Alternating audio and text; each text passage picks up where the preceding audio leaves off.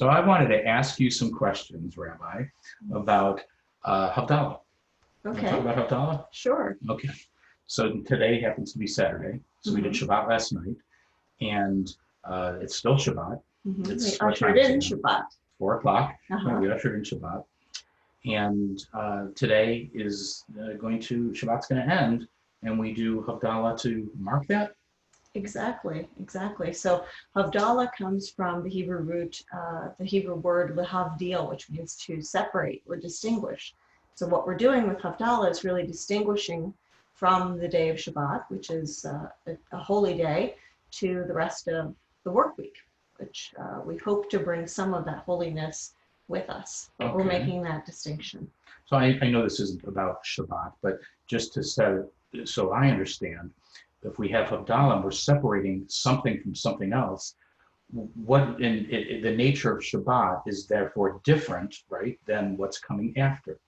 So, in just I guess briefly, what is Shabbat about as a whole?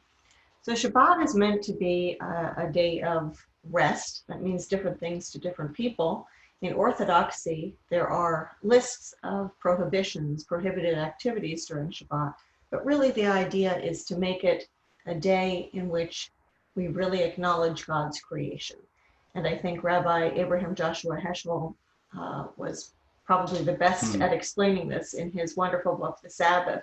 And he talks about Shabbat being an island in time or a palace in time. And that we're people about time more than about space, that time is sacred to us. So it's a way of marking time where we feel this is time out of time. Shabbat is a time period that is not like we are watching the clock all during the week and trying to get things done. Shabbat should be a time really to spend with our family. That's a really nice way of close putting it. friends. Very great. I remember reading The Sabbath by Abraham Joshua Heschel, and it was a very influential book. Yeah. So, and a relatively brief book, right? Yes. People can pick that up. Very It's very little, accessible. tiny book. Yes. Yeah, it's not written just for rabbis. It's, Right, absolutely, very accessible. It was one of the first books that I read when I first got into my Judaism. But that's a conversation for another time. Okay. Yes. So we have Shabbat. We understand that it's a different type of time for us, and therefore Havdalah is the moment in which we're doing this transition. Right. And how do we mark that transition ceremoniously? So as you'll see when we do this a little bit later, what we do is actually, I think it's maybe the most beautiful ritual that we have in Judaism, because we utilize all of our senses. So we utilize wine, so our sense of taste, or it can be grape juice. So the taste of the wine. And then we have spices, at least 2 different types of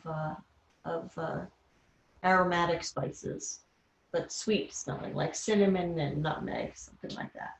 There's no rule about which we use? No, just, you don't want to sneeze after. Not black pepper.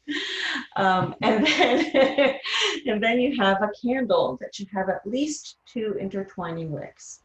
But we have some candles from a beautiful place in Sfat, in Israel, that makes these wonderful, elaborate candles with many, many multi-wicks. But that isn't necessarily what you need. If you don't have one of those, you can use any 2 candles and just hold them together. We need to have 2 wicks. And the reason is that during Shabbat, we're separating out the holy from the profane, so to speak. And when we come for Havdalah, even though it's separation, we're actually entwining together the holy and the profane. We're trying to take with us into our week the holiness that we experienced on Shabbat. I want to get more into that, but first, just to talk about the word profane, because I think that means something different when we use it in normal parlance. What does that mean? So the way that I was using it was just was not a very negative connotation. It doesn't mean that it's somehow polluted or sinful or something like that. It means just regular everyday life. Yeah, good. Not sanctified. Holy as opposed to everyday life. Right, Okay, exactly. Gotcha. So Ordinary, going back, maybe you'd say ordinary. Yeah. So going back to the ceremony itself, so you have certain ritual items. You have these candles, and I did not know that you could do it with just, say, Shabbat candles. Right. whatever When I else. have been traveling around, and I've done a lot of travel around the world, I have sometimes not had a Havdalah candle handy, and so I've just put those two together. Okay, Yeah. that's good to know. Right. And so we have the candle, and then we have the spices. Do Mhm. they have to be in a certain kind of container? Are there rules There, that we? well, Mhm. there are beautiful Mhm. containers you can buy or make, but it doesn't have to be. It can be in any kind of container, just so that you can smell at least two different kinds of fragrant spices. So Havdalah So, is not the kind of thing where we have to have special items in our home. We can have quite literally a paper cup filled with these spices, mhm, two candles of whatever kind we have, mhm, and a cup of wine. Is mhm. that right? Or grape So, juice even. or grape juice even.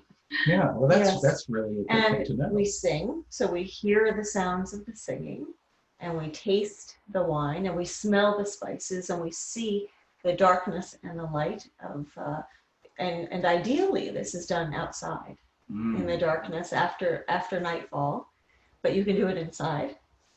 If it's raining, don't worry about it. You can do it inside, or terribly cold or something.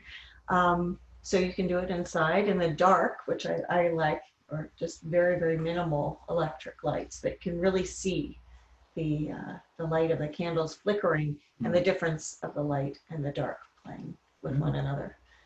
So it involves all of the senses. And this is the bonus of it. It's the shortest ceremony in Judaism.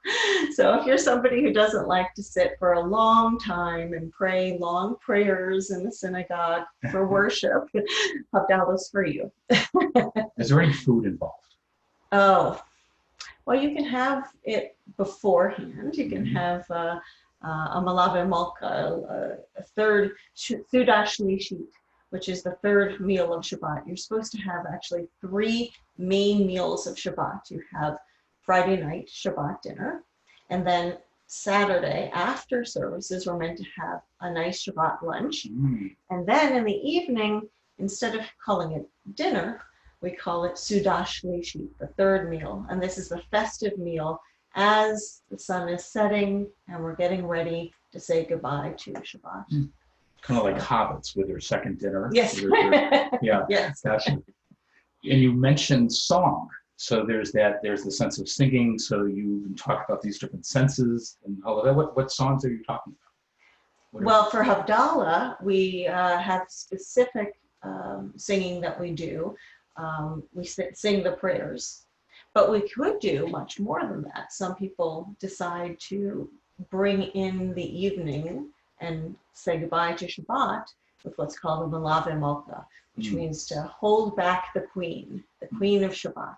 We try to keep her in our midst as much as possible. So to try to do that after our Suda Shlishit, sometimes people get together and they sing, they have guitars and make music together, and then they bring in the candle, the spices, the wine, and bring in Havdalah and say goodbye to Shabbat. I have one last question. Okay. Shabbat is so special. You've made it very clear that it's something apart. It's a special time and a time to be mindful of the time that you have.